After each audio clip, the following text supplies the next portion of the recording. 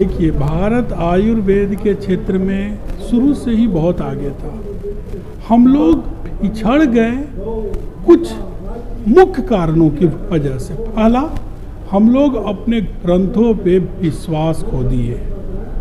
दूसरा, हम लोगों ने अपने ग्रंथों की चिकित्सा पद्धतियों के अध्ययन पे उतना जोर ही नहीं दिया। अगर आज आप देखें, अगर आप आज कैलकुलेट करें तो जितना हम लोग खर्च आयुर्वेद पे सरकार करती है उसका कम से कम 100 गुना ज़्यादा एलोपैथ पे खर्च है।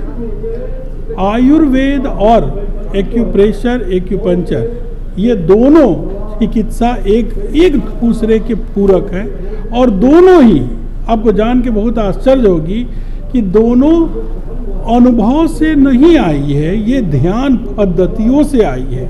हमारे अथर्ववेद में, हमारे ऋग्वेद में ऐसा नहीं है कि हर पीपल के पत्ता पे हम लोग शोध कर रहे हैं। हमने तो ऐसा आयुर्वेद के ग्रंथों में पढ़ा है कि एक संत केवल पीपल के पत्ते, पीपल के पेड़ के नीचे ध्यान किए और उनकी पेड़ की सारी आयुर्वेदिक विशेषता उन्हें अगले दिन पता चल गई। क्योंकि अगर आप कॉमन सेंस का अप्लाई करें तो ऐसा संभव है कि संसार में जितनी जड़ी बूटियाँ आयुर्वेद में वर्णित है, इतना शोध संभव ही नहीं था।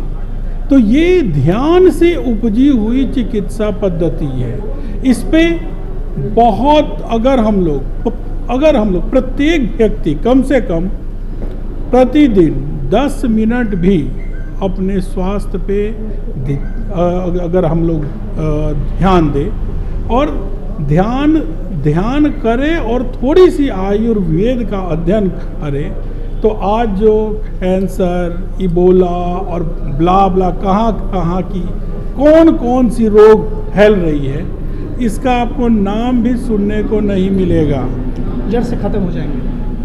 खत्म ही होनी ही है, क्योंकि हम लोग की इम्यूनिटी इतनी स्ट्रांग हो जाएगी। अब एक्यूप्रेशर का ही इतने सारे पॉइंट्स है, क्या ये पॉसिबल है कि हर पे आदमी रिसर्च करे? नहीं, आदमी ने मेडिटेशन किया, हमारे संतों ने ध्यान किया और ध्यान के उपरांत उन्हें उस पॉइंट पे मर्मदाब का पता चला कि अगर हम यहाँ पे यिंग येन, चाइनीज ने और इंडिया की जो पद्धतियाँ है, अगर हम यहाँ पर प्रेशर दें तो हमें ये लाभ होगा। तो हमारी आज भी यही कहना है कि आयुर्वेद और अर्मदाव दोनों ध्यान से उपजी हुई चिकित्सा पद्धति है। ये एकदम हम अलग बात हम बोल रहे हैं, लेकिन यही फैक्ट है। अगर हम अथर्ववेद में देखें तो कम से कम हमें अथर्ववेद में 500 से ज़्यादा ऐसे श्लोक मिलेंगे जो कि चिकित्सा के बारे में, जड़ी बूटियों के बारे में ऐसी बातें बताते हैं कि हमारे चमन मुनि 80 साल के वृद्ध थे और वो ये ध्यान करते करते ऐसा आया कि उनके ऊपर दीमकों ने बाम्बी बना ली। उसी में एक लड़की बच्ची थी, खेलते खेलते देखी कि आखिर ये बाम्बी से रोशनी कैसा आ रहा है। जब उसने किसी कांटे से निकाला तो उनकी आंख फूट गई।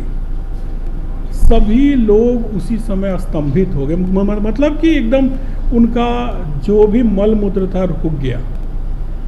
बाद में पता चला कि ये चमन मुनि थे। चमन मुनि से उसकी मैरिज हुई और चमन मुनि ने आयुर्वेद के अश्वनी कुमार के लिखी हुई पुस्तक या अश्वनी कुमार संहिता में वर्णित दिव्य चमनप्राश बनाया। ऑल्दो चमनप्राश का वर्णन हम बहुत जगह पाते हैं, लेकिन जो एक्चुअल है, अश्वनी कुमार और तीनों बंदे एक साथ ही जल में गए और जब बाहर आए तो तीनों 16 वर्ष के तरुण अवस्था के हो चुके थे।